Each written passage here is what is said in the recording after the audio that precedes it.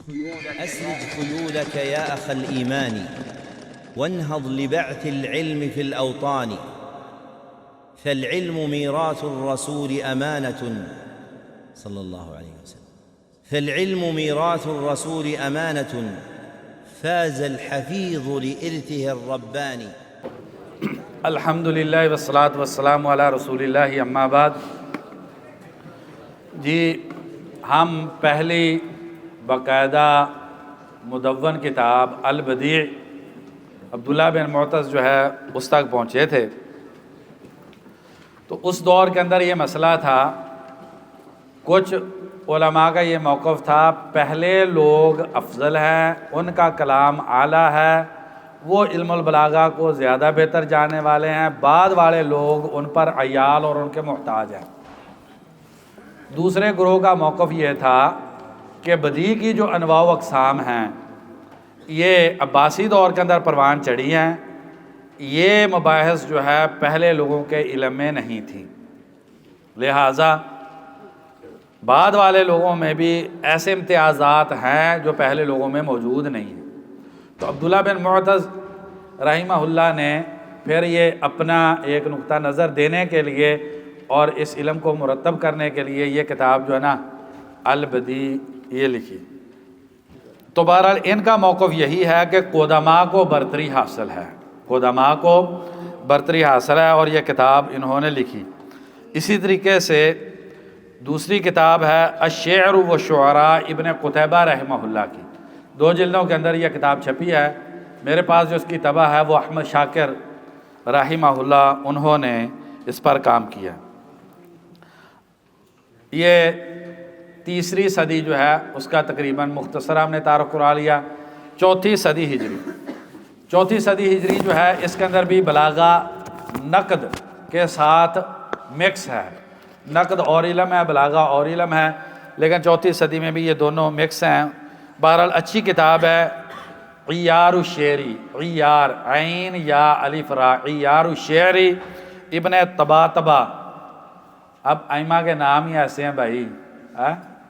تو 322 ہجری میں ان کی وفات ہے. ہمارے عدنان بھائی کہہ رہے تھے مثالیں دیں پھر ہمیں مزہ آتا ہے ورنہ نہیں. مثالیں دیں گے کام لمبا ہو جائے گا. مثلا ابن طباطبہ انہوں نے تشبیہ پر بھی بڑی اچھی بحث کی ہے، ادوات تشبیہ پر بحث کی ہے. ہر ایک کی میں کوشش کرتا ہوں اس پہلو سے تھوڑی سی، سب کی مثالیں تو نہیں دیں گے لیکن تھوڑی تھوڑی، تاکہ وہ کہتے ہیں کہ اگر حرف تشبیہ کاف استعمال ہو تو اس کا مطلب یہ ہوتا ہے کہ تشبیہ حقیقی اور سچی تشبیہ ہے. صادق تشبیہ کی اگر تعبیر آپ نے کرنی ہو تو کیا کریں گے؟ کاف استعمال کریں گے.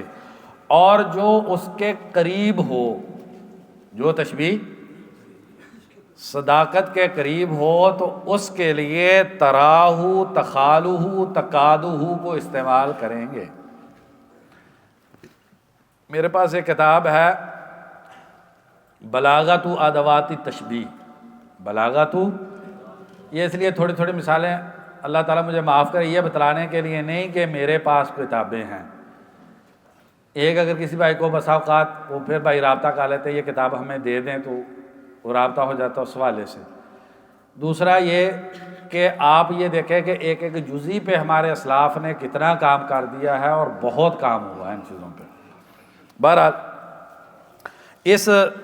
اس صدی کی سب سے اعلیٰ کتاب نقد و شعر ہے قدامہ بن جعفر کی. قدامہ بن جعفر کی نقد و شعر ہے، 377 ہجری میں ہے. ابن ابی الاسبع پیچھے نام گزرا ہے نا، ابن ابی الاسبع بدیع القرآن یا بدائع القرآن کے حوالے سے وہ کہتے ہیں کہ بلاغہ کو ایجاد کرنے والے، ابتدائی وجود دینے والی 2 شخصیات ہیں، ایک ابن المعتز ہے اور دوسرے قدامہ بن جعفر ہیں. تو اس سے آپ اس کتاب کی قیمت کا اندازہ لگا سکتے ہیں کہ جو اس علم کے ابتدائی مخترعین ہیں تو وہ کہتے ہیں کون ہیں؟ عبداللہ بن معتز ہیں اور قدامہ بن جعفر ہے.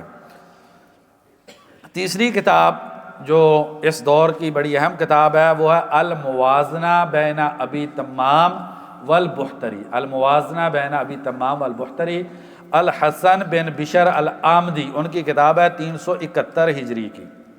میں تفصیل نہیں بتلاؤں گا، آپ جو ہے وہ شوقی ضیف کی جو کتاب ہے نا البلاغہ تطور و تاریخ، یہ جو دور ہے جس دور میں ابو تمام اور بحتریاں دو مکتب فکر پیدا ہو گئے تھے شعراء اور ادباء کے، ایک کا منہج ابو تمام والا تھا اور دوسرے کا بحتری والا تھا۔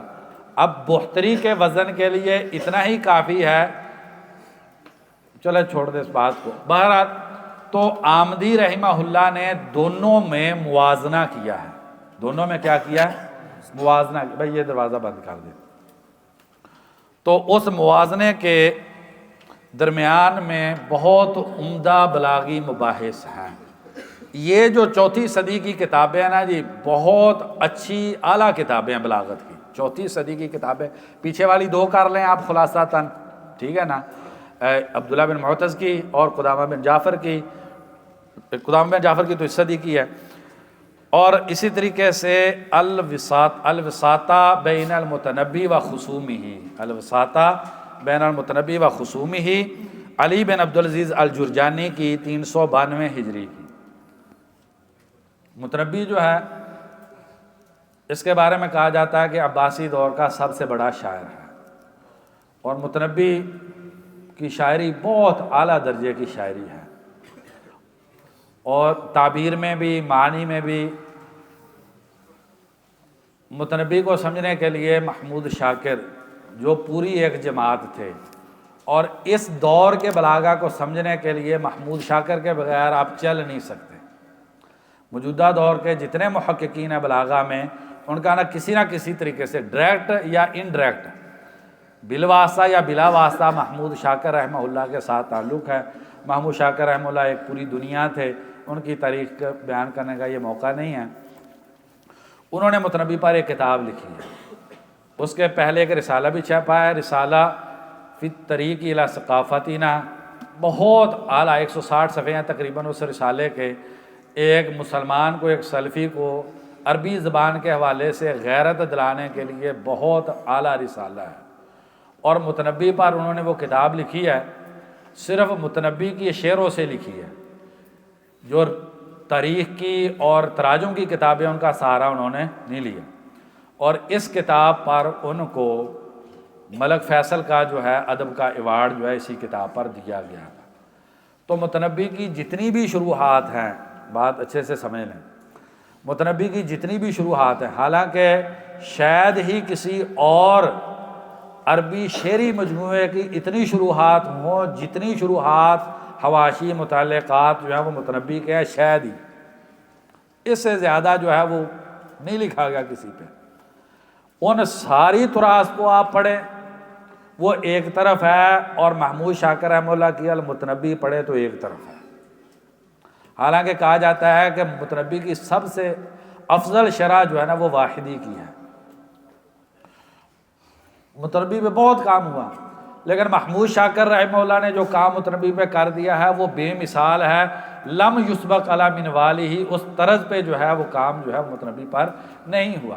بہرحال یہ کتاب ہے علی بن عبدالعزیز الجرجانی کی الوساطہ بین المتنبی و خصومہ، کیونکہ متنبی اور ان کے خصوم تھے تو ان کے آپس میں معاملات ہیں۔ آپ اس کا اندازہ کر سکتے ہیں، میں صرف 3 کتابیں آپ کے سامنے متنبی کے بارے میں یہ کہا جاتا ہے انہوں نے قدیم شعراء کے معنی چرائے ہیں اور ان کی تعبیرات چرائی ہیں، یہ ایک دعویٰ ہے متنبی کے خلاف، ٹھیک ہے۔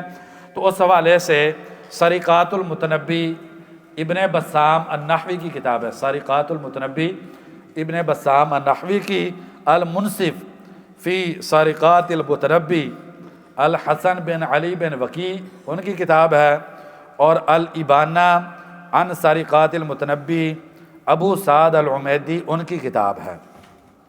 بہرحال عربی بلاغہ کے اندر جو ہے الوساطہ، تو انہوں نے کہا کہ درمیانہ رستہ نکالنا چاہیے، تو یہ کتاب بلاغہ کے اندر اپنی مثال آپ کتاب ہے اور بڑی نادر اور قیمتی مباحث پر مشتمل ہے۔ ایک آخری کتاب جو ہے وہ اس دور میں کتاب الصناعتین ابو الہلال عسکری جو ہے ان کی کتاب ہے، وہ بھی بہت اچھی کتاب ہے۔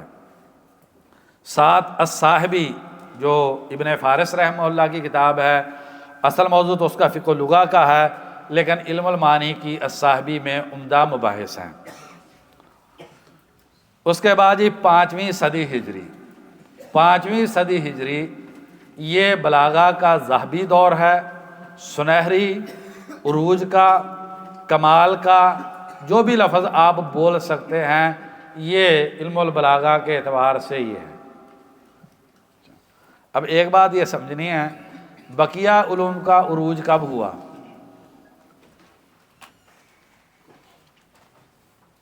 علم حدیث 3 صدی ہجری تک، علم تفسیر اس سے بھی پہلے، یا آپ ادھر ہی کہہ لیں 3 صدی ہجری تک۔ تو عمومی علوم جو ہے وہ 3 صدی ہجری تک اپنے اوج اور عروج کو پہنچ گئے تھے۔ فقہ 3 صدی ہجری تک، اصول فقہ ائمہ سارے جن کے اقوال اصول فقہ میں ہیں کہاں تک ہیں؟ 3 صدی ہجری تک۔ علم البلاغہ جو ہے یہ 5ویں صدی ہجری میں عروج پکڑتا ہے۔ وجہ عبد القاہر جرجانی رحمہ اللہ نے تو اور انداز میں بات کی تھی، مجھے اس طریقے سے سمجھ میں آئی ہے۔ تو انہوں نے گلہ کیا ہے کہ امت نے اس علم کے حوالے سے کوتاہی کا مظاہرہ کیا ہے۔ اب دیکھیں پوری 2 صدیوں کا فرق آ گیا ہے اس علم کو عروج تک پہنچتے ہوئے۔ بہرحال تو یہ العصر الذہبی ہے، سنہری دور ہے بلاغہ کا۔ تو اس میں جو سب سے پہلی کتاب ہے العمدہ ابن رشیہ کی، یہ 463 ہجری کے ہیں، لیکن بدوی تبانہ رحمہ اللہ ان کا موقف یہ ہے کہ اس کتاب کے اندر کوئی جدت اور ابتکار نہیں ہے، یہ کتاب کوئی بہت اعلیٰ وزنی کتاب نہیں۔ حالانکہ ہمارے درمیان جو ہے یہ اس کتاب کی بہت زیادہ شہرت ہے، اور اس کی وجہ یہ ہے کہ حالی نے جو مقدمہ شعر و شاعری جو ہے وہ ابن رشیہ کی کتاب اس سے اس کو مرتب کر دیا، جس کی وجہ سے ہمارے اردو حلقے کے اندر ابن رشیہ رحمہ اللہ کا تعارف ہو گیا۔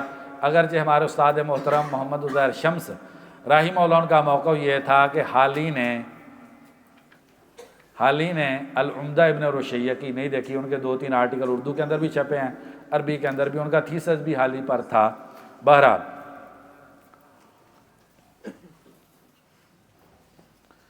ایک اور کتاب ہے سر الفصاحہ ابن سنان الخفاجی کی، 466 ہجری کی، یہ عمدہ کتاب ہے۔ سر الفصاحہ ابن سنان الخفاجی کی یہ عمدہ اور اعلیٰ کتاب ہے،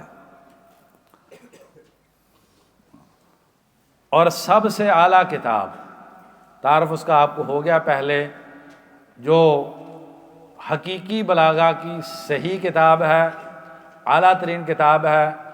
علم البلاغہ پر اس سے اونچی کتاب نہ پہلے تھی نہ اس کے بعد میں ہے، وہ دلائل الاعجاز عبد القاہر الجرجانی رحمہ اللہ کی، اور اسرار البلاغہ عبد القاہر جرجانی رحمہ اللہ کی۔ اور ان کتابوں کی عظمت کے لیے اتنا ہی کافی ہے کہ استاد جی فرمایا کرتے تھے علم البلاغہ انہی 2 کتابوں میں شروع ہوا اور انہی 2 کتابوں میں ختم ہو گیا۔ اور استاد جی نے یہ ایسے نہیں کہ بے خبری نہیں، استاد جی کی کتاب ہے مدخل الی کتابی عبد القاہر الجرجانی، ڈاکٹر محمد ابو موسیٰ، انہوں نے مشکل کتاب اس پر لکھی ہے، اس کو جان کے انہوں نے کہا ہے کہ یہ کتاب میں بلاغہ شروع ہوئی اور ادھر ہی بلاغہ ختم ہو گئی ہے، سوائے زمخشری کے چند اضافوں کے، اس کے علاوہ بلاغہ نہیں ہے۔ اور ایک بات صرف آپ کو سمجھانے کے لیے، محمود شاکر رحمہ اللہ صرفہ کی بحث تھی، معتزلہ کا مشہور موقف ہے، جن بھائیوں کو سمجھ میں آ جائے ٹھیک ہے، نہیں سمجھ میں آئے کوئی مسئلہ نہیں ہے۔ تو اس حوالے سے عبد القاہر جرجانی رحمہ اللہ کا موقف یہ تھا کہ یہ فلاں معتزلی کا کلام ہے۔ محمود شاکر رحمہ اللہ کا ان دونوں کتابوں کو محمود شاکر رحمہ اللہ نے شائع کیا، دلائل الاعجاز کو بھی اور اسرار بلاغہ دونوں کو محمود شاکر رحمہ اللہ نے ایڈٹ کر کے شائع کیا۔ تو استاد جی کا موقف یہ تھا کہ جتنا قد کاٹ عبدالقاہر جرجانی کا ہے اسی کے قریب کا قد کاٹ جو ہے وہ محمود شاکر کا ہے، اور محمود شاکر رحمہ اللہ کو حق پہنچتا ہے کہ وہ جرجانی کے ساتھ اختلاف کر لیں۔ اس کی 2 شرح چھپی ہیں دونوں کی، تو میں ایک مرتبہ وہ خرید لیں۔ میں نے استاد جی کے ساتھ جیسے خوشی ہوتی نا بتایا کہ استاد جی میں نے یہ 2 شرح خرید لی ہیں، میں آپ کو بتاتا ہوں علماء کی سوچ کیا ہوتی ہے۔ تو انہوں نے ناپسندیدگی کا اظہار کیا، ایک اس اعتبار سے کہ وہ شرح ان عظیم کتابوں کا حق ادا کرنے کے قابل نہیں، اور دوسرا جو بات آپ سے کرنی مقصود ہے، استاد جی یہ کہتے تھے ان کتابوں کا حق یہ ہے کہ ان کو بغیر شرح کے جو چھاپا جائے تاکہ فحول العلماء اس علم کو اس کے اصلی سر چشمے سے حاصل کر سکے۔ شرح لکھ کر غیر اہل لوگوں کو ان کتابوں کو پڑھنے کے لیے یہ وہم دے دینا کہ میں ان کتابوں کو سمجھنے کے اہل ہو گیا ہوں، یہ ان کتابوں کے مقام کی توہین ہے۔ اس کے قریب تعبیر تھی استاد جی کی۔ ان کتابوں کو سمجھنا کن کا کام ہے؟ فحول العلماء کا کام ہے، لہٰذا ان کی شرح کر کے اس کو غیر اہل لوگوں کو اس بات کا وہم دینا کہ وہ ان کتابوں کو سمجھنے کے اہل ہو رہے ہیں تو یہ ان کتابوں کی توہین ہے۔ بہرحال دلائل الاعجاز عمومی اس کی مباحث علم المعانی کی ہیں، اور اسرار البلاغہ کی عمومی مباحث جو ہیں وہ علم البیان کی ہیں۔ پہلی بات مکمل ہو گئی۔ دوسری بات، اگرچہ عبدالقاہر جرجانی رحمہ اللہ جس مکتبہ فکر کے حامل ہیں، وہ مکتبہ فکر جو ہے وہ علم البیان کو علم المعانی کا جز ہی مانتا ہے۔ نہیں گل بنی کتوں بننی ہے؟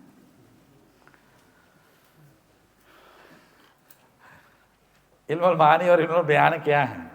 سادہ لفظ میں بتاتا ہوں، آپ اس کو ایسے نہ سمجھ لیجیے یہی ہوتا ہے۔ علم البیان یہ ہوتا ہے ایک معنی کو کئی اسالیب میں بیان کر دینا۔ علم البیان کیا ہوتا ہے؟ ایک معنی کو کئی اسالیب میں بیان کر دینا، اس کو تشبیہ میں بیان کرنا، پھر تشبیہ کی مختلف اقسام ہیں، تشبیہ مقلوب میں بیان کر دینا، تشبیہ بلیغ میں بیان کر دینا، تشبیہ تمثیل میں بیان کر دینا، تشبیہ ضمنی میں بیان کر دینا، تشبیہ مرسل میں، مفصل میں۔ یہ ہر کی اپنی اپنی بلاغت ہے، ہر تشبیہ کی اپنی اپنی بلاغت ہے۔ دوسرا اسلوب وہ استعارے کا ہے۔ استعارے کی آپ اقسام پڑھتے ہیں، اصلیہ ہے، طبعیہ ہے، ٹھیک ہے جی، مطلقہ ہے، مقیدہ ہے، مجردہ ہے وغیرہ، استعارہ تمثیلیہ ہے۔ یہ استعارے کی مختلف اقسام ہیں جس میں آپ تعبیر کرتے ہیں۔ تیسری اس میں مجاز مرسل کے آ جاتی ہے۔ چوتھا بڑا پورشن اس میں مجاز عقلی کا ہے، اور 5ویں بڑی مبحث جو ہے اس میں کنایہ کی ہے۔ تو علم البیان کیا ہوتا ہے؟ ایک معنی کو مختلف اسلوبوں اور پیرایوں میں بیان کرنا، یہ علم البیان ہے۔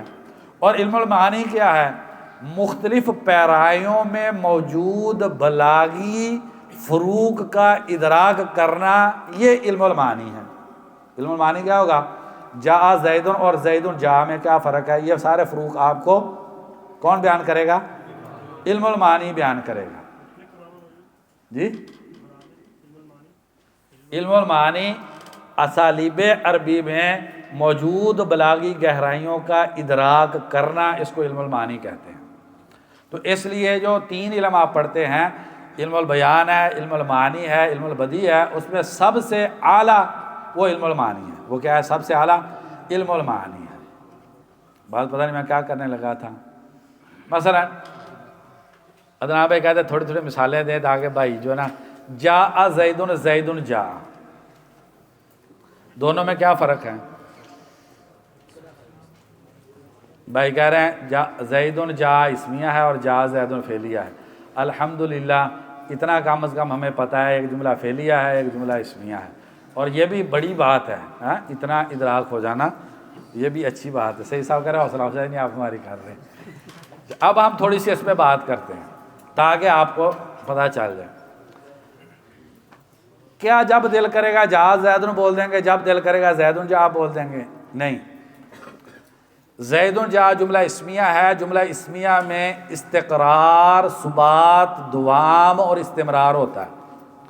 اگر مجیء کے اندر آپ نے دوام و استقرار و ثبوت کرنا ہے تو پھر آپ جملہ اسمیہ استعمال کریں گے۔ اگر آپ نے حدوث، عارضی طور پہ اس کا وقوع پذیر ہونا، یہ اگر آپ نے بیان کرنا ہے تو آپ جملہ فعلیہ کو استعمال کریں گے۔ پہلا فرق واضح ہے جی۔ دوسرا، سیبوئی رحمہ اللہ فرماتے ہیں عرب اس چیز کو مقدم کرتے ہیں جس چیز کی ان کی نگاہ میں اہمیت زیادہ ہوتی ہے اور وہ اس کا زیادہ اہتمام کرنا چاہتے ہیں، اگرچہ دونوں چیزیں ہی ان کے لیے اہم ہوتی ہیں۔ یہ سیبوئی رحمہ اللہ نے الکتاب کے اندر ایک جملہ ہے ان کا۔ اگر آپ مجیء کو اہمیت دینا چاہتے ہیں تو پھر آپ جاء زیدن بولیں گے، اور اگر آپ زید کے آنے کو اور اس آنے میں زید کو کسی پہلو سے آپ اہمیت دینا چاہیں گے تو آپ جو ہے وہ زیدن جاء بولیں گے۔ ٹھیک ہے جی۔ یہ تقدیم و تاخیر کا باب عظیم باب ہے جو قرآن مجید اور حدیث کے ساتھ اس کا تعلق ہے۔ جملہ اسمیہ کے اندر تاکید ہوتی ہے اور جملہ فعلیہ میں تاکید نہیں ہوتی۔ کیوں؟ جملہ فعلیہ میں اسناد ایک مرتبہ ہوتی ہے، جاء زیدن میں ایک مرتبہ اسناد ہے فعل فاعل، لیکن زیدن جاء میں 2 مرتبہ اسناد ہے۔ ایک مرتبہ جاء کی ہوا کی طرف اسناد ہے اور دوسری مرتبہ جاء جملہ فعلیہ کی زید کی طرف اسناد ہے۔ تو دوہری اسناد کی وجہ سے جملہ اسمیہ کے اندر جو ہے وہ تاکید زیادہ ہوتی ہے بنسبت جملہ فعلیہ کے۔ آپ یا مثال میں بھی پریشان ہو رہے ہیں، مجھے سمجھ نہیں آ رہی مثال کے ذریعے آپ کو پڑھاؤں یا ویسے پڑھاؤں؟ تو بہرحال یہ جو ہم نے مثلا بھی 3 فرق ذکر کیے ہیں، تو ہم بات کیا کر رہے تھے کہ علم البیان ایک معنی کو مختلف پیرایوں میں بیان کرنا ہے، اور علم المعانی مختلف پیرایوں میں پائے جانے والے بلاغی فروق کے ادراک کے علم کو کہتے ہیں۔ کتنی بات سمجھ میں آ گئی؟ دلائل الاعجاز علم المعانی کی کتاب ہے اور اسرار البلاغہ علم البیان کی کتاب ہے۔ یہ بھی ہوگی اس بات کلیئر۔ جرجانی رحمہ اللہ جس مکتبہ فکر کے حامل ہیں،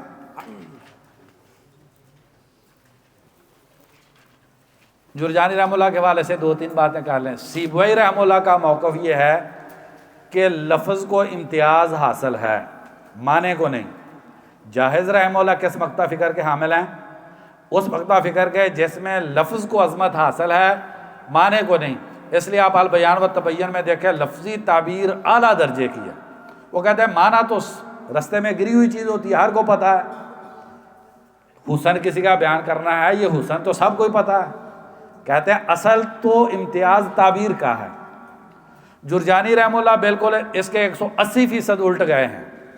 ان کا موقف یہ ہے کہ اصل چیز معنی ہے، لفظ نہیں ہے۔ اصل چیز کیا ہے؟ معنی ہے، لفظ نہیں ہے۔ اس لیے انہوں نے پورا اپنا مکتبہ فکر جو ہے وہ اسی پہ کھڑا کیا ہے، دونوں کتابیں جو اسی پر مرتب کی ہیں۔ استاد محمد ابو موسیٰ ایک تعبیر کیا کرتے تھے جب دلائل الاعجاز پڑھاتے تھے، بہت اعلیٰ درجے کی تعبیر ہے۔ وہ کہتے تھے دع المعانیہ تختار الالفاظ لہا، معنی کو چھوڑ دیجئے، اپنے لیے خود لفظ کا انتخاب کر لیں۔ یہ جو متاخرین کا بلاغے میں مسائل پیدا ہوئے ہیں نا، وہ علم بدیع کے تکلف کے ہوئے ہیں پیدا۔ علم بدیع کے تکلف کے، یہ عباسی دور اور اس کے بعد کا دور جو ہے وہ سارا کیا ہے؟ اب جو ہے ایک آدمی وہ سجا اتنی، آپ دیکھیں نا کتابوں کے جتنے نام ہیں اس میں کیا ہے؟ سجا۔ کتاب الرسالہ میں کوئی سجا ہے؟ سوالات و ابی داود۔ تو یہ سارے تکلفات۔ اب ایک جو تھا نا وہ گورنر نے ایک آدمی کو خط لکھنے لگا، یا قاضیہ بکم، اب آگے سجا نہ بنے، تو اب سوچے کیا کروں، تو کہتے ہیں اعتزلنا کا فقم، وہ صرف سجا بنانے کے لیے اس کے عہدے کا بیڑا غرق کر دیا، کہتا ہم نے آپ کو معزول کر دیا۔ تو آپ دیکھیں یہ جو دور ہے نا، یہ 5ویں صدی سے آپ نکل آئے، 6ٹھی 7ویں 8ویں صدی ہجری، اس پہ ہم آگے تھوڑی سی بات کریں گے۔ تو یہ سجا کا دور ہے، بیجا تکلفات کا دور ہے۔ لیکن جو استاذی تعبیر کیا کرتے تھے عبد القاہر جرجانی کی یعنی کہ بات کو سمجھانے کے لیے وہ کہا کرتے تھے دع المانیہ تختار الالفاظ لہا، معنی کو چھوڑ دیجئے، معنی اپنا لبادے کے لیے خود الفاظ کا انتخاب کریں۔ عبد القاہر جرجانی رحمہ اللہ کا دوسرا جو امتیاز یہ ہے، ان کا موقف یہ تھا کہ نحویوں نے جو بلاغہ کا طریق چلایا ہے وہ ناقص طریق ہے کہ وہ درمیان میں لا کے آپ کو کھڑا کر دیتا ہے، کنارے پہ لے کے نہیں جاتا۔ کیا کرتا ہے؟ نحویوں نے جو بلاغہ کا اسلوب چلایا ان کے سامنے سیبوئی ہے، ان کے سامنے کون ہے؟ سیبوئی ہے۔ اب آپ دیکھیں نا جی، جرجانی کا جاہز اور سیبوئی سے ٹکر لینا کوئی معنی رکھتا ہے کہ جرجانی کتنے قد کاٹ کے آدمیوں میں؟ انہوں نے نام سیبوئی کا نہیں لکھا، لیکن میں نے جب وہ تعبیر جرجانی رحمہ اللہ کی پڑھی تو مجھے سمجھ میں آ گئی کہ یہ بات کس پہ کر رہے ہیں؟ سیبوئی پہ کر رہے ہیں۔ وہ کہتے ہیں کہ نحات جو بلاغی مباحث کرتے ہیں، یہ مکتوب فکر سے ہم نحویوں کے بلاغی مکتوب فکر کے بارے میں بات کر چکے ہیں کہ یہ درمیان میں لا کے کھڑا کر دیتے ہیں اور کنارے پہ نہیں لگاتے۔ یہی قاعدہ جو آپ کو میں نے بیان کیا، ان العرب یقدموا ما هو اہم لهم وهم بشأنه اعنا وان كان جميعا يهمانهم ويعنيانهم، یہ سیبوئی کی عبارت ہے۔ عرب اس چیز کو مقدم کرتے ہیں جس کی اہمیت زیادہ ہوتی ہے۔ جرجانی رحمہ اللہ نے آگے اس میں قاعدے میں اضافہ کیا، انہوں نے کہا کہ وجہ اہمیت کو بیان کرنا ضروری ہے۔ یہ بہت بڑا اضافہ ہے جو جرجانی رحمہ اللہ نے اس قاعدے میں کیا ہے۔ وہ کیا؟ مثلا قرآن مجید میں آتا ہے وَتَرَى الْفُلْكَ فِيهِ مَوَاخِرَ وَتَرَى الْفُلْكَ مَوَاخِرَ فِيهِ، وہ کہتے ہیں کہ اگر آپ ایک جگہ پہ کہہ دیں گے تَرَى الْفُلْكَ فِيهِ مَوَاخِرَ تو فیہی میں سمندر کو مقدم کر دیا ہے، اور وَتَرَى الْفُلْكَ مَوَاخِرَ فِيهِ اس میں کشتیوں کے وصف مخور کو مقدم کر دیا اور سمندر کو، تو آپ ادھر کہیں گے سمندر کو اہمیت ہے، ادھر آپ کہیں گے کشتیوں کے چلنے کو اہمیت ہے، تو آپ نے تعارض پیدا کر کے رکھ دیا۔ جب تک آپ وجہ اہمیت بیان نہیں کرتے تقدیم و تاخیر کے باب میں، تب تک جو ہے وہ آپ نہیں لگے کنارے۔ اتنی بات سمجھ میں آ گئی تمہید کی؟ جرجانی رحمہ اللہ کا سب سے اعلیٰ کارنامہ تحلیل النصوص ہے۔ جرجانی رحمہ اللہ کا سب سے اعلیٰ کارنامہ، دوبارہ کہہ رہا ہوں بیٹا اس کو، اگر ہم صرف یہ جملہ سمجھ گئے تو آپ کا سفر انشاءاللہ ٹھیک ہو گیا۔ جرجانی رحمہ اللہ کا سب سے اعلیٰ کارنامہ یہی ہے کہ انہوں نے تحلیل کر کے رکھ دی ہے۔ کیا مطلب ہے اس تحلیل کا؟ دارقطنی رحمہ اللہ کی جب آپ علل پڑھتے ہیں، ہمارا چونکہ حضور کو ملانا نا، ہم لے آتے ہیں اس میں تھوڑی تھوڑی حدیث کی بحث، تو علل سمجھنی آسان ہو جاتی ہے۔ امام احمد امام بخاری کے پاس علل پڑھتے ہیں تو وہ کون سمجھ سکتا ہے؟ وہ دارقطنی سمجھ سکتے ہیں۔ سمجھ رہے ہیں بات کو؟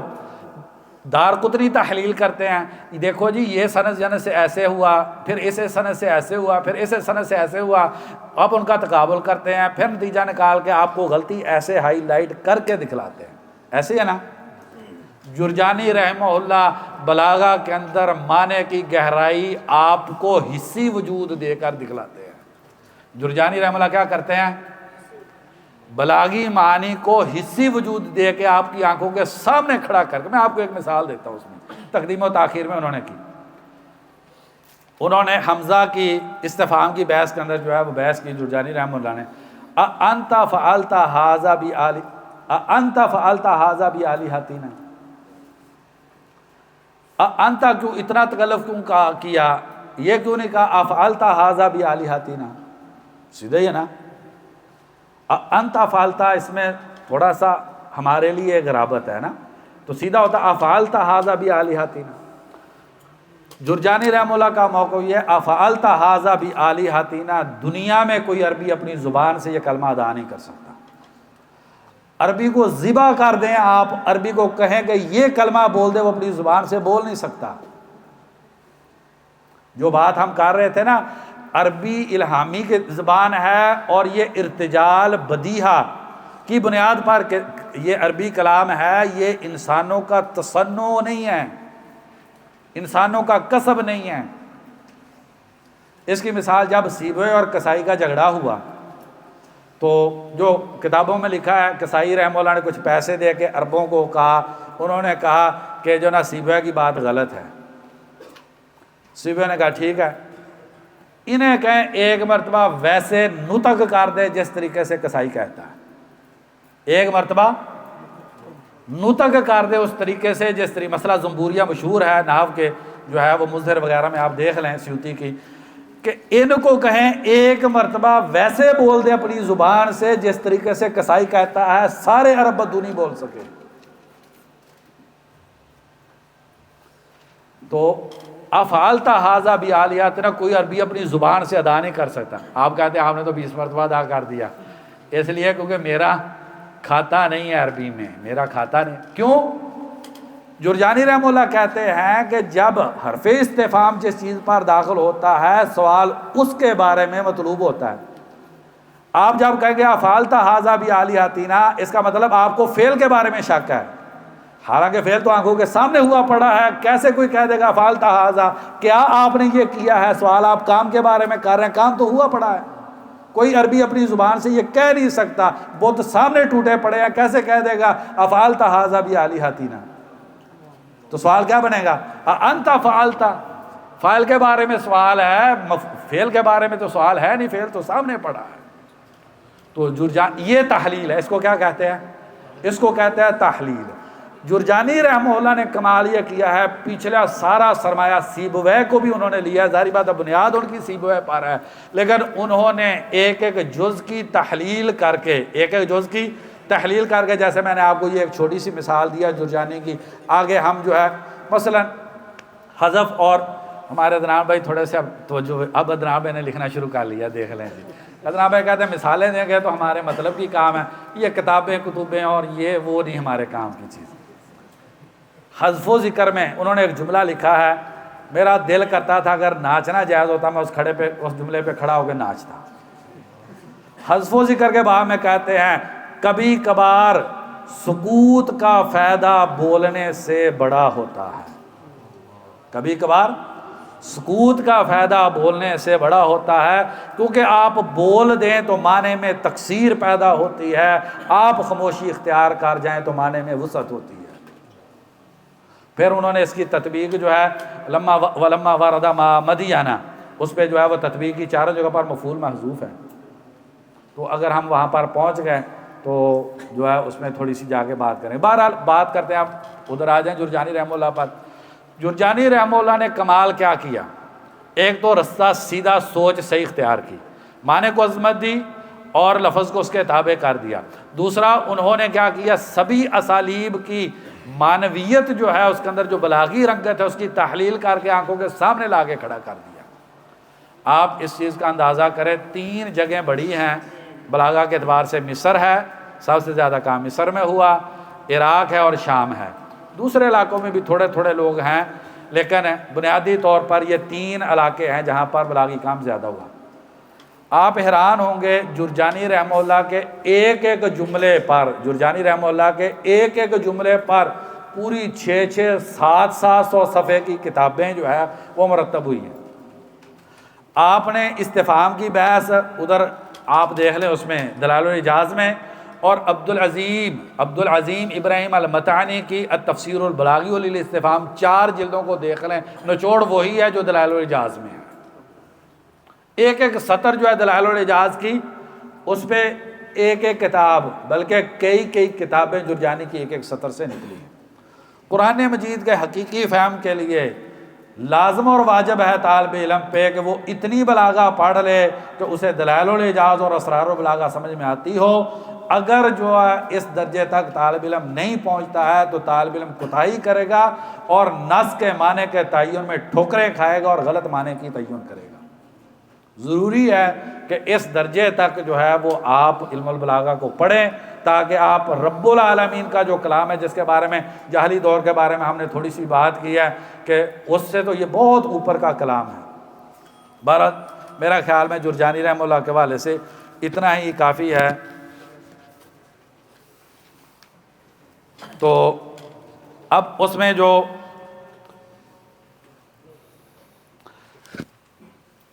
جرجانی رحمہ اللہ کے بارے میں کہہ رہے تھے کہ ان کے مکتبہ فکر والے وہ علم المعانی کو بیان کو علم المعانی کے جز مانتے اور ادھر سے آگے یعنی کہ وہ یہ کرتے ہیں کہ علم البیان کی مباحث کو بھی اسرار البلاغہ میں انہوں نے معنی کے اندر جو ہے وہ داخل کیا. مثلا تشبیہ جو بلیغ ہوتی ہے، ظاہری بات ہے اس میں بلاغت جو سادہ تشبیہوں سے زیادہ ہوتی ہے.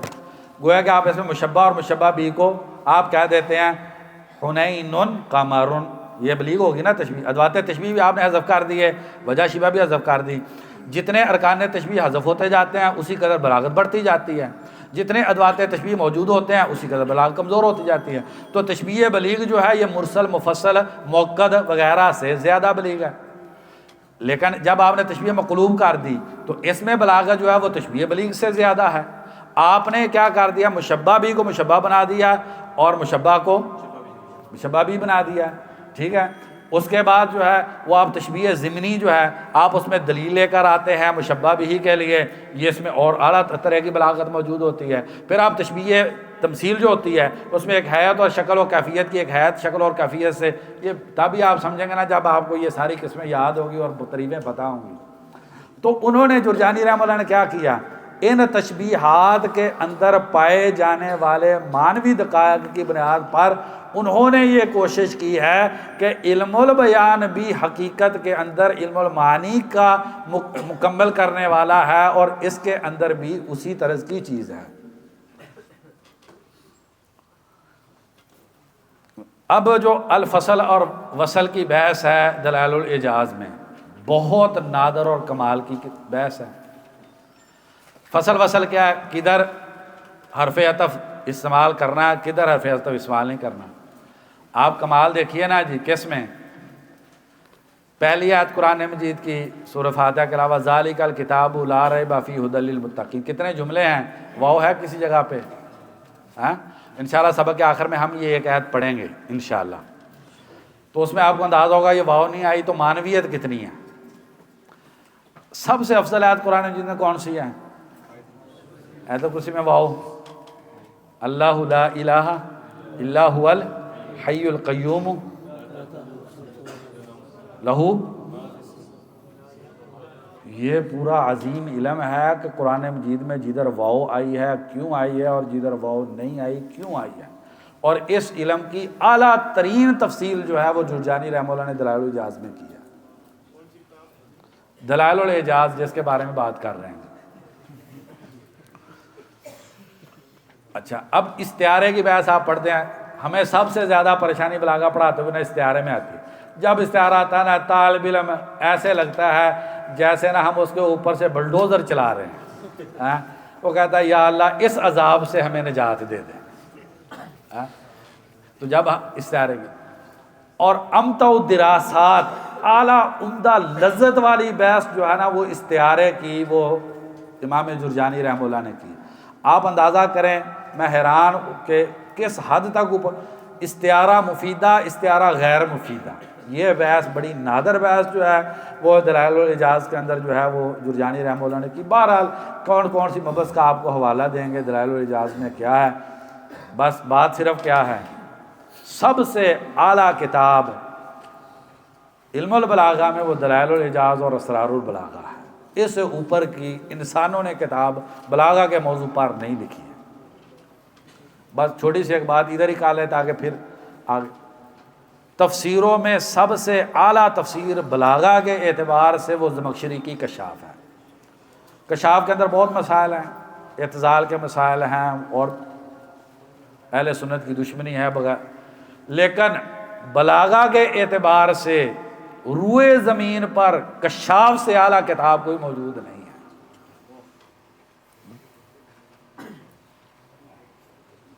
تو آگے انشاءاللہ وہ تھوڑی سی بحث میں کسی جگہ پر جو ہے کشاف کے کچھ حوالے آ جائیں گے. تو کشاف کا فائدہ کیا ہے، جرجانی کی مباحث کی عملی تطبیق آپ کو کشاف میں مل جائے گی. جرجانی رحمہ اللہ کی مباحث کی عملی تطبیق آپ کو کشاف میں مل جائے گی اور اعلیٰ درجے کی آپ کو تطبیق ملے گی. استاد جی کا جو تھیسس ہے وہ زمخشری پر ہے، البلاغۃ القرآنیۃ فی تفسیر زمخشری. اس میں صرف علم المعانی کی جو مباحث ہیں اس پہ استاد جی کا پی ایچ ڈی کا تھیسس ہے محمد ابو موسیٰ حافظہ اللہ کا۔ تو استاد جی یہ کہتے تھے کہ تھوڑے سے اضافات ہیں جو زمخشری نے کیے ہیں، کس پہ؟ جرجانی رحمہ اللہ پر، لیکن اعلیٰ درجے کی بلاغی قواعد کی جو تطبیق ہے وہ آپ کو کشاف میں ملے گی۔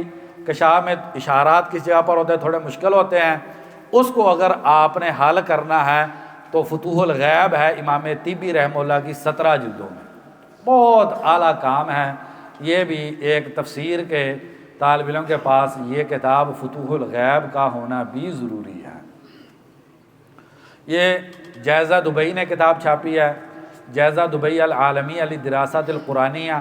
جائزہ دبئی نے قرآن مجید کی خدمت کے حوالے سے سینکڑوں کتابیں چھاپی ہیں، اور اتنا اعلیٰ درجے کا اس ادارے نے کام کیا ہے کہ اللہ تعالیٰ جنہوں نے یہ ادارہ بنایا اس پہ خرچ کر رہے ہیں، ان کو جزائے خیر دے۔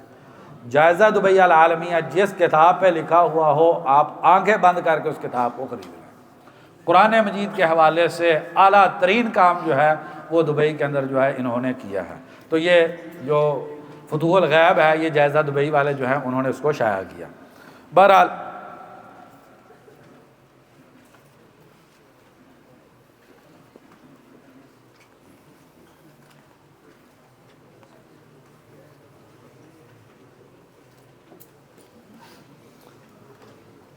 اس کے بعد ہی 6 صدی ہجری میں ہم داخل ہوتے ہیں، اور 6 صدی ہجری یہ پہلی صدی ہے کہ جس میں علم البلاغہ کمزور اور زوال کا شکار ہوتا ہے۔ اوج وہ یہ کتابیں ہیں، اب اس کے بعد جو ہے علم بلاغہ کے اندر تنزلی شروع ہوتی ہے، ایسے ہی ہوتا ہے علوم کے اندر۔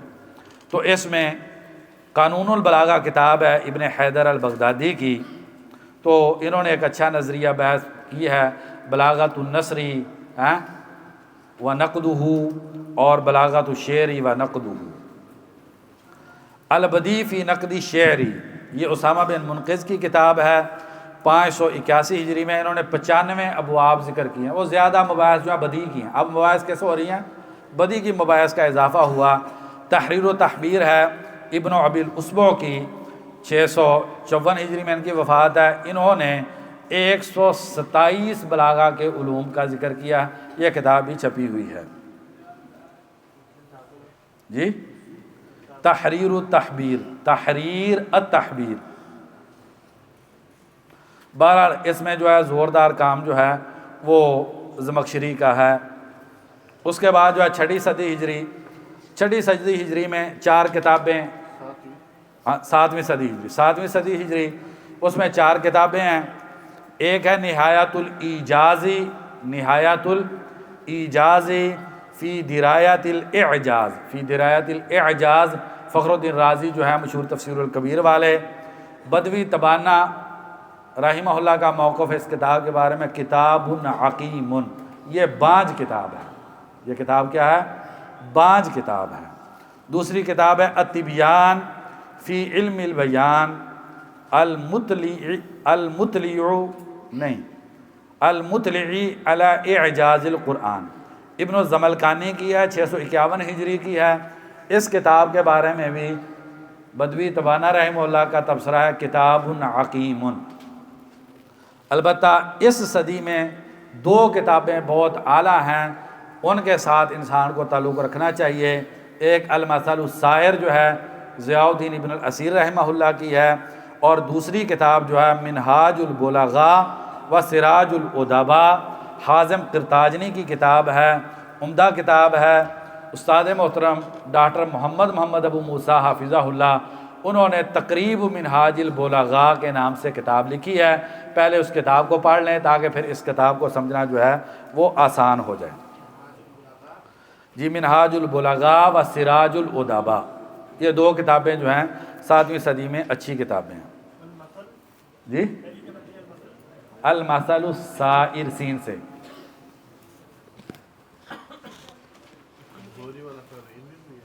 جی، کمزوری والا پہلو علم جی۔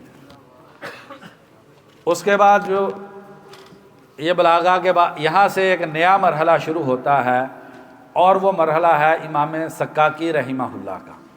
سکاکی رحمہ اللہ نے کیا کیا ہے؟ سکاکی رحمہ اللہ نے اس علم کو نچوڑا ہے، اور اس علم کو نچوڑ کر انہوں نے اس کا خلاصہ وہ نکالا ہے۔ کیا کیا ہے؟ تعریفات جامع معنی، تعریفات جامع معنی، ہر چیز کی تقسیمات، ہر چیز کے حوالے سے علیحدہ علیحدہ قواعد کی ایک منطقی ترتیب جو دل کو لگنے والی، یہ سکاکی رحمہ اللہ نے کام کیا۔ آپ کہتے ہیں بہت اچھا کام کیا انہوں نے، ہاں؟ تو بدوی تبانہ اور شوقی ضیف، ان دونوں بزرگوں کا تبصرہ یہ ہے، علم البلاغہ کو سکاکی سے بڑھ کر کسی اور شخصیت نے نقصان نہیں دیا۔ اچھا، اب یہ تو خوبیاں، یہ ذرا جامع معنی کو دیکھ لینا تھوڑا سا، ٹائم ہے نا جی؟ ہاں، ابھی بریک تو نہیں ہے نا؟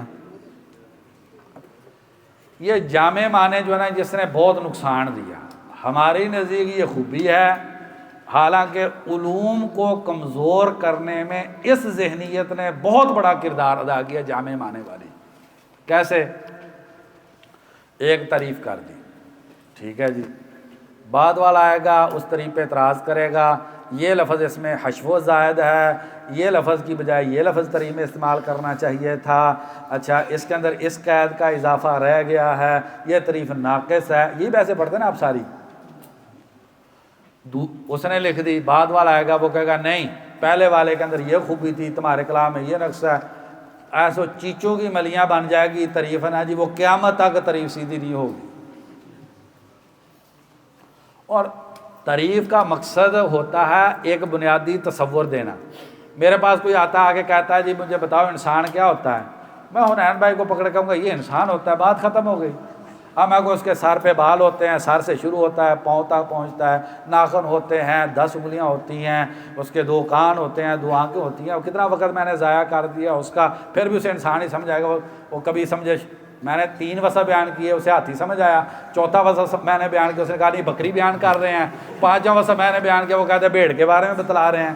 بھائی اتنی کر رہے ہیں، حنین بھائی دکھا دیں، پتہ چل جائے یہ انسان ہوتا ہے۔ تو آئیے یہ تھوڑا ذہن فریش کرنا تھا آپ کا، تاکہ آپ موضوع کو صحیح طریقے سے سمجھ سکیں۔ یہ علم کا عقیم طریقہ کار ہے جس نے عقول کو باندھ کے رکھ دیا۔ میرے لفظ میں باندھ جا رہا تھا، لیکن اللہ کا شکر ہے میں نے باندھ والا بول دیا، وہ تعبیر مناسب ہے، باندھ کے رکھ دیا۔ دوسری آپ نے بات یہ سمجھنی ہے، علم کی جو روح ہے وہ اس طریقہ کار نے ختم کر دیا۔ تیسری بات اسی کے حوالے سے، علم کی بصیرت اس طریقہ کار کو پڑھنے سے کبھی نہیں ہوتی۔ چوتھی بات، اس طریقہ کار کو پڑھنے کا سب سے بڑا نقصان یہ ہے کہ جو حقیقی اعلیٰ علم ہوتا ہے، انسان اس علم کو غلط سمجھتا ہے۔ جو 7ویں 8ویں 6ٹھی یہ 3 صدی ہجری میں علماء نے علوم کا خلاصہ نکال کے اس میں کیا کیا، سکاکی رحمہ اللہ خلاصہ نکالا، علم انتہائی مشکل ہو گیا۔ علم کیا ہو گیا؟ مفتاح العلوم پڑھیں آپ، بہت مشکل ہو گیا۔ جو کوئی اس کے اندر تھوڑی سی آسانی موجود تھی، وہ قزوینی رحمہ اللہ نے تلخیص المفتاح میں اور اس کا عرق نکال کے اتنا مشکل کر دیا ہے کہ اس کو پڑھنے کو کبھی کسی طالب علم کا دل نہیں کرتا۔ آپ نے بچہ پڑھی نہیں ہے، ہم نے پڑھی ہیں یہ کتابیں، ہمیں پتہ ہے کہ کیا بیتی ہوتی ہے ان کتابوں کو پڑھتے ہوئے۔ اتنا علم جو ہے وہ مشکل ہو گیا جی، اس کے ذریعے علم ضبط ہوتا ہے۔ اس ضبط کا کیا فائدہ جس کے ذریعے بصیرت نہ ہو اور علم غلط ہو جائے۔ تو یہ سکاکی رحمہ اللہ نے جب یہ کیا تو ایک یہ علم بلاغہ حیویت سمجھتے ہیں، تعبیر حیویت کی نہیں، کیا کریں آپ صحیح سب کیا ترجمہ کریں گے؟ زندگی سے بھرپور علم ہے۔ ابھی دیکھیں نا 1-2 مثالوں پہ ہم نے تطبیق کیا نا، انت فعلتا، مزہ آیا کہ نہیں؟ اللہ سے محبت بڑی ہے، اس قرآن کو چومنے کو دل کیا ہے نا، ایسے ہے نا۔ جب ہم انشاءاللہ ذالک الکتاب لا ریب فیہ ھدی للمتقین، اللہ کی وجہ سے اگر یہ آیت پڑھ لی ہم نے تو انشاءاللہ آپ سارے اللہ کو کے لیے جا کے سجدہ کریں گے۔ کہ یہ ہمارے رب نے ایک آیت کے اندر اتنا کچھ ہمیں دے دیا ہے. یہ جو زندگی تھی یہ سکاکی رحمہ اللہ کے طریقے نے اس زندگی کو ختم کر دیا. جاف قیدے پہ قیدہ، تفریحات. اچھا اب کیا ہوتا ہے دوسرا مسئلہ، علم مشکل ہو گیا، طالب علم مترفر ہو گیا. اس کو جنہوں نے یاد کر لیا انہیں کیا ہوا، ان میں تطبیق کی اور زندگی پیدا کرنے کی صلاحیت پیدا نہ ہوئی. مختصر معنی پڑھ لی، مطول پڑھ لی، یہ پڑھ لی آپ نے، تو کیا ہو گیا، جو اس کی زندگی تھی وہ زندگی جو ہے وہ ختم ہو گئی. چہرے کا جو خوبصورتی اور جمال تھی، جرجانی رحمہ اللہ جس اوج کمال پہ اس علم کو خوبصورتی کو لے کر گئے تھے، وہ ساری دم توڑ گئی.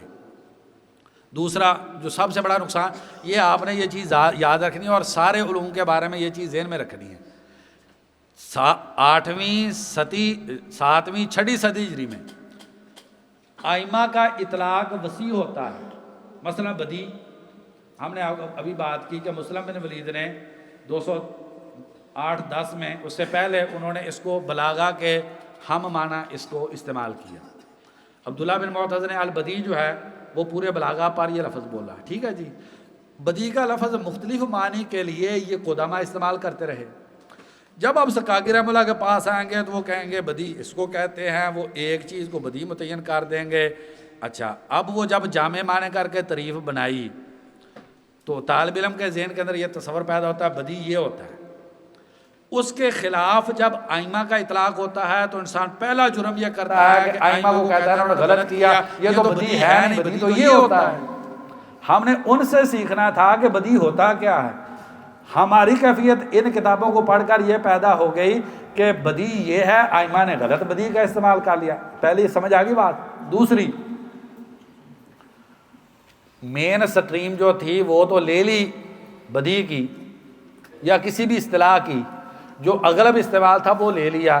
جو توسع تھا اس اصطلاح میں اور دیگر اس میں استثناءات اور دیگر اطلاقات تھے ائمہ کے، وہ نکل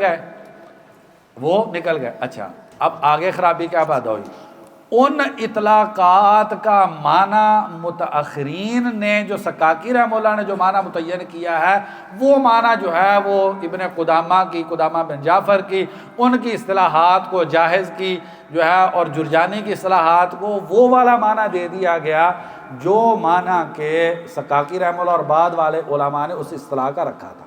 حالانکہ ائمہ قدامہ کے نزدیک وہ اصطلاح زیادہ وسیع تھی.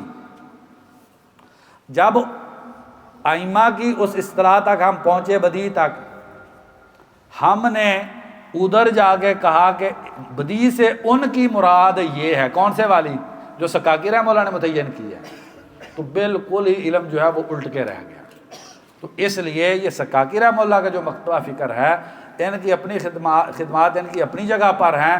اور بعد میں اصل میں یہ ہوا کہ سکاکی رحمہ اللہ کے بعد کوئی آدمی سکاکی رحمہ اللہ کے دائرے کار سے باہر نکلا ہی نہیں. تو اس لیے یہ تھوڑی سی آپ کو ترتیب جو ہے وہ سمجھانی ضروری تھی.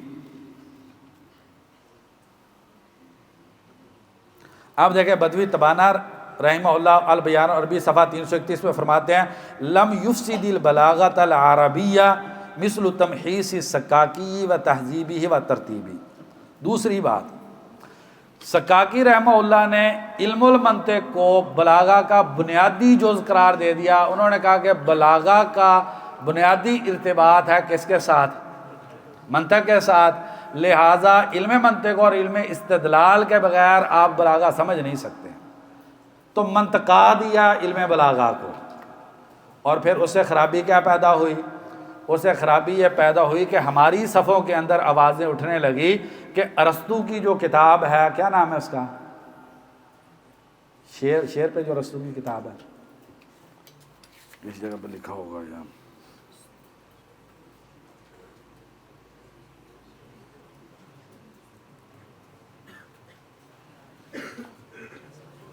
بہرحال الشعر ہے اس کا یا نقد شعر ہے، دونوں میں سے ایک ہے، یا شعر ہے یا نقد شعر ہے.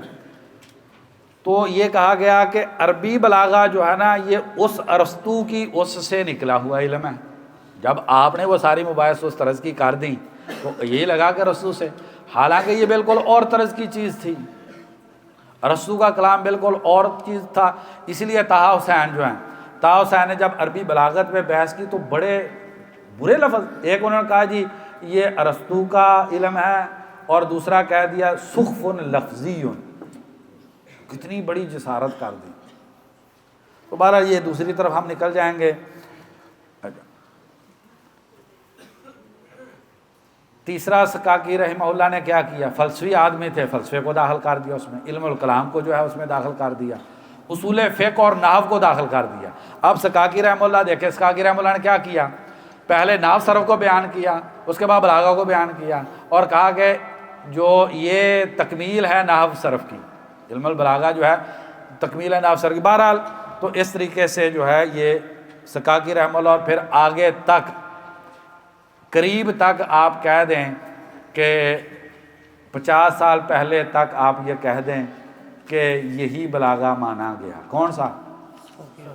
جو سکاکی رحمہ اللہ نے تلخیص المفتاح، اس کی شروع آپ دیکھ لیں تلخیص المفتاح کی، اور سارا جو ہے نا، پھر آ کے جو ہے وہ معاصر دور میں ایک آواز اٹھی، زوردار آواز، اللہ تبارک و تعالیٰ ان کو جنت الفردوس میں اعلیٰ مقام عطا فرما دے، محمد مصطفیٰ صادق رافعی رحمہ اللہ، انہوں نے ایک آواز اٹھائی، اور جس آدمی نے اس کا جھنڈا اٹھایا اور علم بلند کیا وہ محمود شاکر رحمہ اللہ ہیں۔ انہوں نے ساری بلاغیوں کی دنیا بدل کے رکھ دی، اور دنیا کو ایک نئی طرز کی بلاغہ دی، اور وہ والی بلاغہ اس رستے پہ ڈالا جو رستہ جرجانی رحمہ اللہ کا تھا۔ یہ پھر محمد ابو موسیٰ ان کے شاگرد، رمضان ابو التواب، ناصر اسد الدین، اور اللہ آپ کا بھلا کرے بدوی تبانہ، اور اسی طریقے سے محمود تناہی، عبدالسلام ہارون، یہ جتنے بڑے آپ کو عربی زبان کے محققین نظر آتے ہیں، یہ سارے اکیلے آدمی محمود شاکر رحمہ اللہ کے شاگرد ہیں۔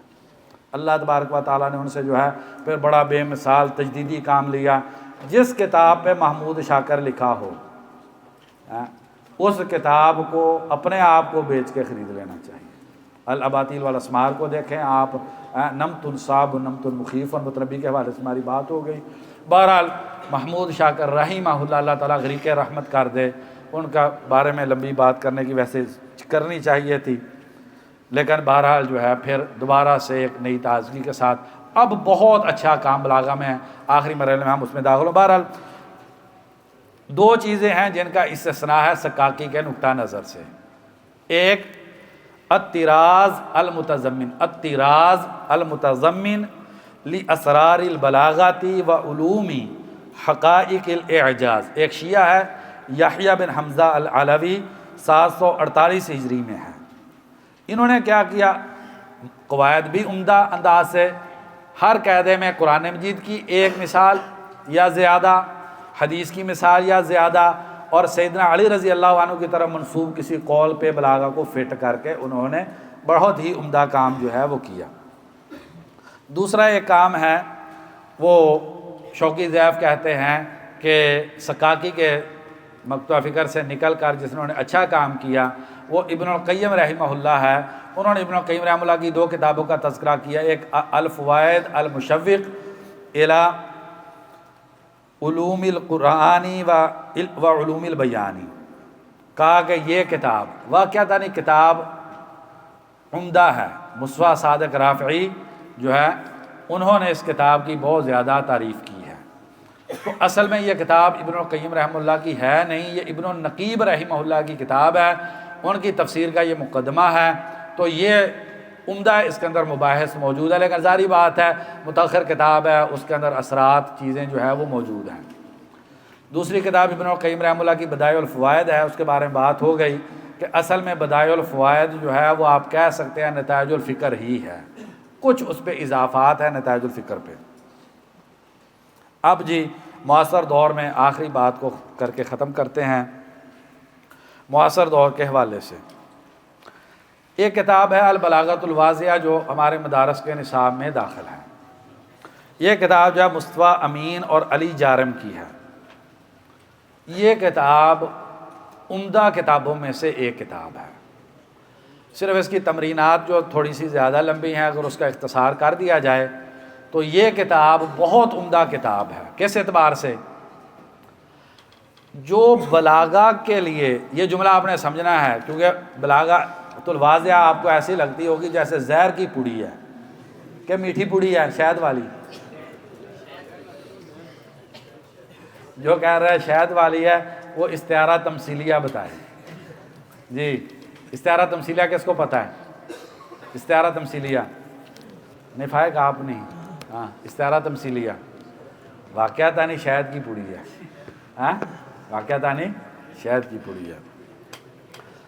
آئیں جی دوبارہ ذہن لائیں ادھر بات پہ۔ البلاغۃ الواضحہ کے اندر خوبی یہ ہے کہ بلاغی ذوق کے لیے جس لطافت کی ضرورت ہوتی ہے اس کا ایک بھرپور ذخیرہ بلاغۃ الواضحہ میں موجود ہے۔ دوبارہ، بلاغی ادراک کے لیے جس لطافت کی ضرورت ہوتی ہے، جس ذوق کی ضرورت ہوتی ہے، اس کے لیے ایک بڑا ذخیرہ جو ہے البلاغۃ الواضحہ میں موجود ہے۔ عمدہ اشعار پر تطبیقات نموذج کے نام پر، اور سبق کے اندر 5-7 شعر اور اس کی بحث کے نام سے اس کا حل، تو عمدہ ترین اشعار، عمدہ ترین نثری شاہپارے، یہ فی ذاتی ہی بڑی قیمتی چیز ہے جس کا انتخاب جو ہے وہ البلاغۃ الواضحہ کے اندر کیا گیا ہے۔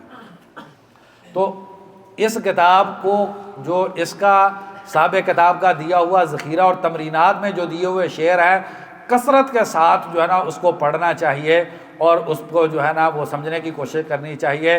اس کے ذریعے جو ہے عربی زبان کی ایک مٹھاس اور چاشنی جو ہے وہ پیدا ہوگی جو بلاغہ کے لیے ضروری ہے۔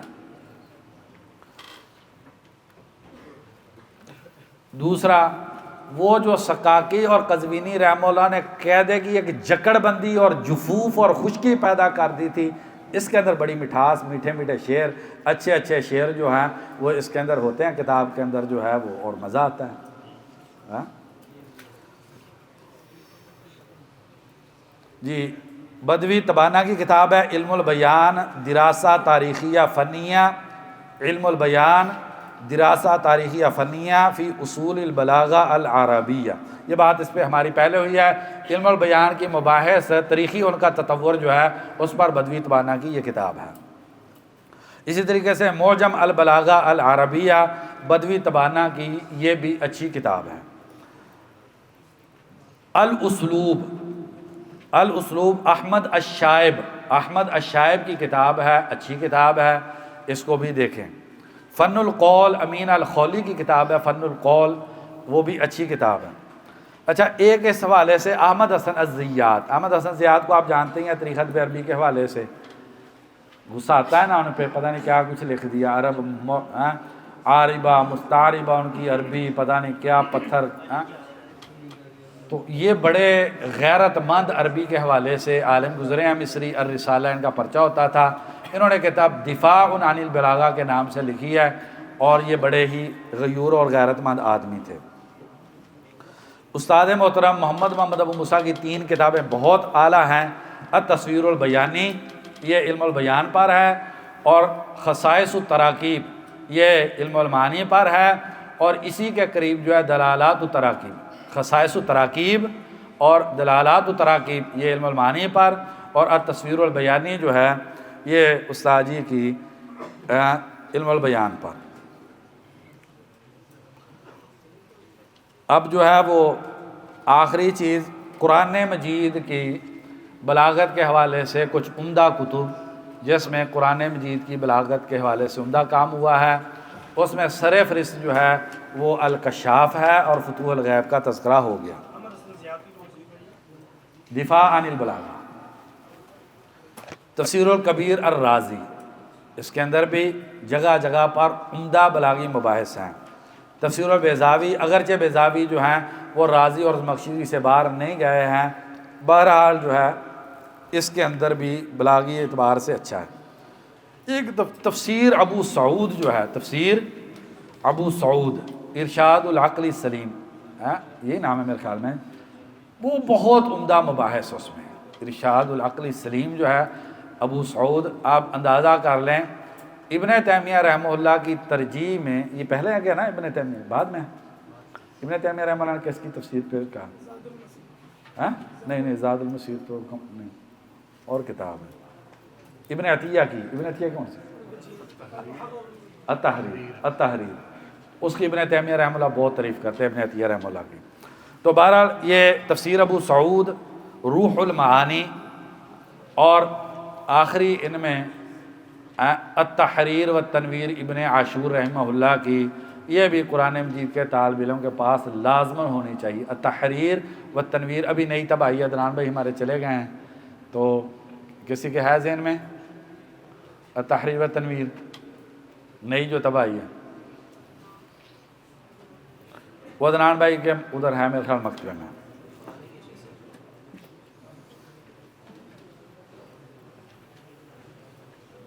اچھا، اس کے بعد عبدالخالق عزیمہ،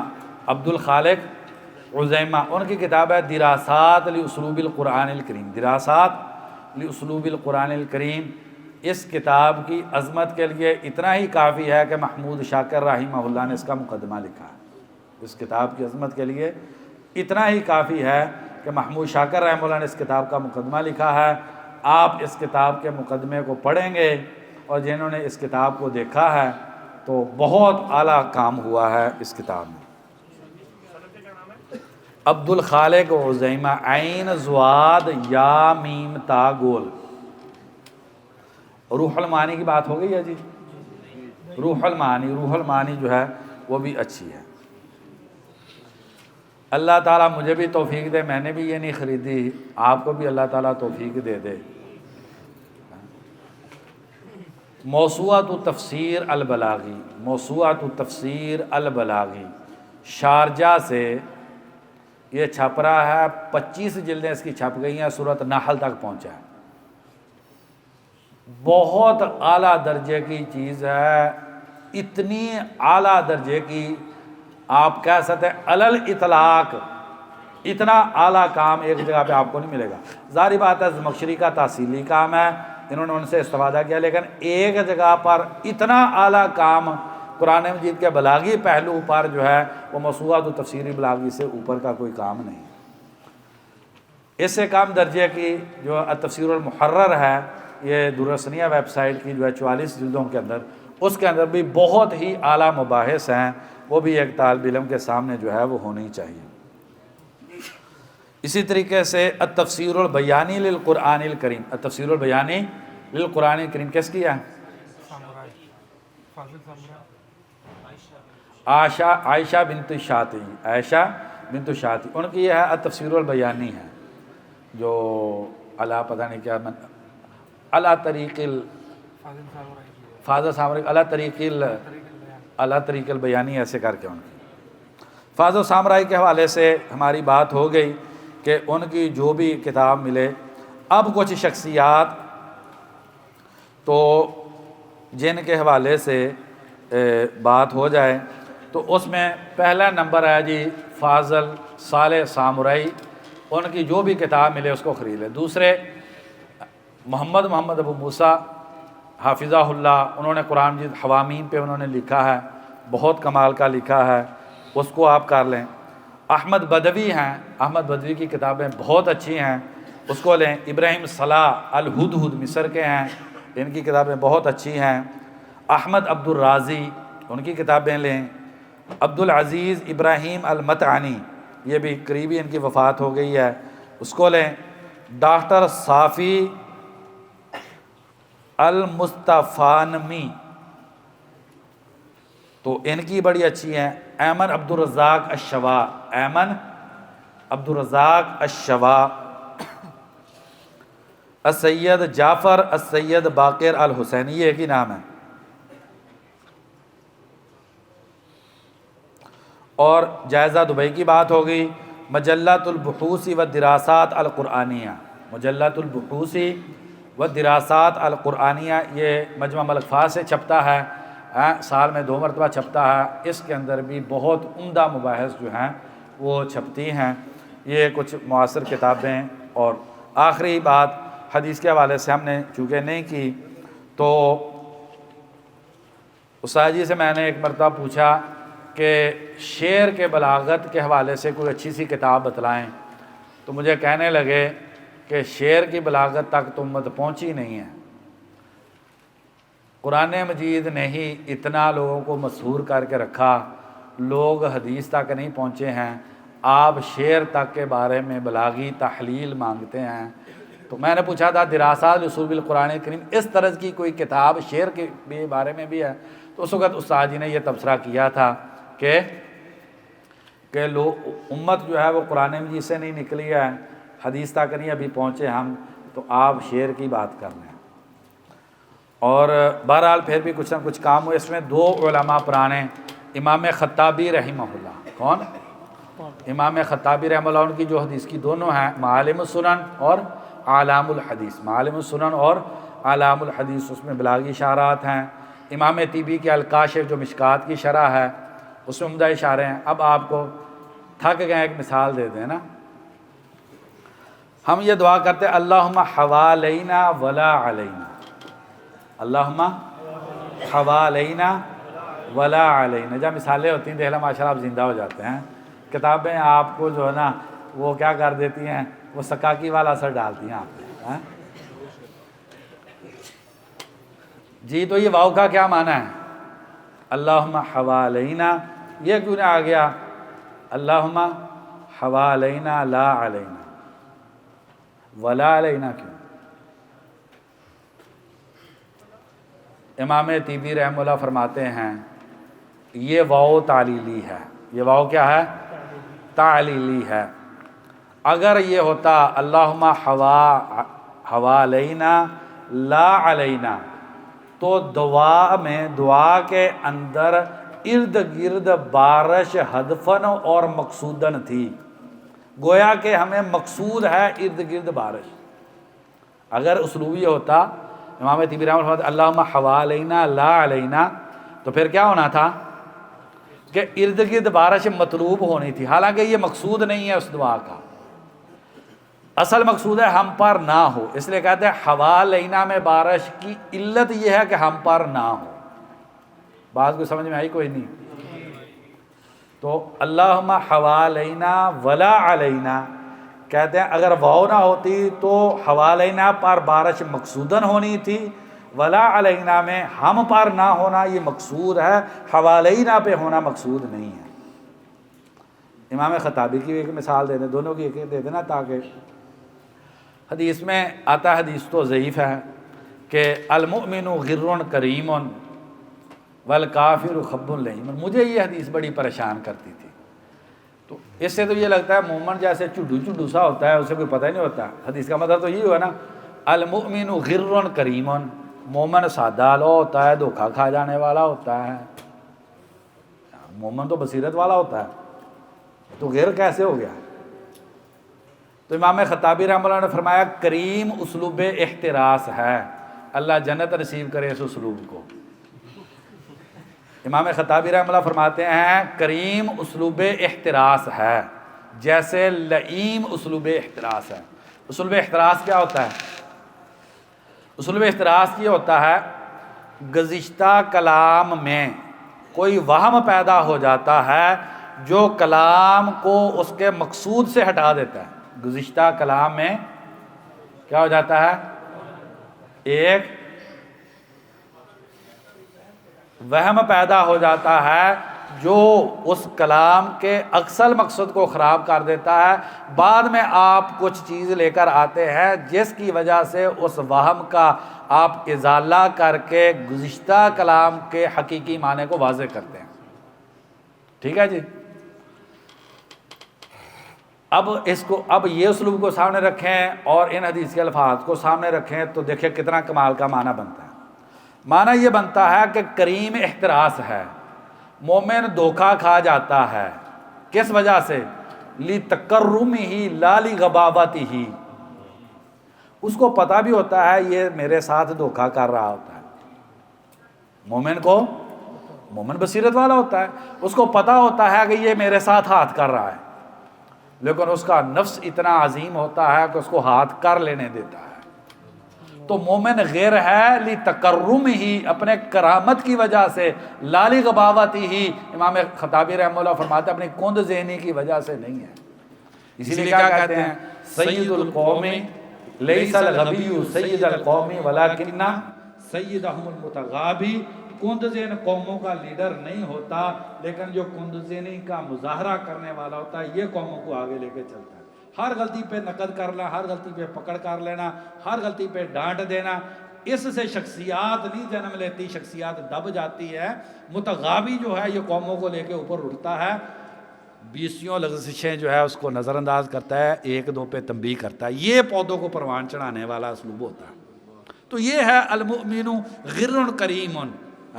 وہی پہلے ابھی ادھر آپ کو دورے میں بتلایا تھا، 3000 کا شیخ بن باز رحمہ اللہ نے چیک لکھا، اس نے صفر ڈال کے 30,000 کر دیا۔ میں اور آپ ہوتے 0 کرنا تھا، کیوں؟ اس نے جی ہماری ناشکری کی ہے، لیکن اس نفس کی عظمت کو دیکھیے جس نے یہ سوچا کہ ہم نے اس کے ساتھ زیادتی کی ہے، اس کو 30,000 کی ضرورت تھی، ہمیں 30,000 دینے چاہیے تھے۔ یہ ہے مومن غر کریم۔ اور کافر والکافر خب لئیم، دھوکے باز ہوتا ہے۔ کس وجہ سے؟ ذہانت کی وجہ سے نہیں، لئیم اس پہ اعتراض ہے، اپنے کمینے پن کی وجہ سے۔ دیکھیں معنی میں حسن دیکھیے آپ، حدیث کے معنی کے اندر چاشنی کو دیکھیے، یہ لذت ہے جو یہ علم جو ہے وہ نصوص کے اندر پیدا کرتا ہے۔ تو بہرحال یہ 2 عظیم شخصیات ہیں۔ اس کے بعد جو ہے ہمارے استاد محترم محمد ابو موسیٰ، انہوں نے 2 کام کیے ہیں۔ بخاری پر ایک بلاغی شرح لکھی ہے 1 جلد میں، اور مسلم کی کچھ احادیث پر بلاغی شرح لکھی ہے 2 جلدوں میں۔ عبد المحسن العسکر ہیں، ایک سعودی عالم دین، اچھی مباحث کرتے ہیں، انہوں نے معالم البیانی فی الحدیث النبوی کے نام سے کتاب لکھی ہے۔ معالم البیانی فی الحدیث النبوی، اس اعتبار سے بہرحال حدیث پر اس پہلو سے کام کرنے کی اشد ضرورت ہے۔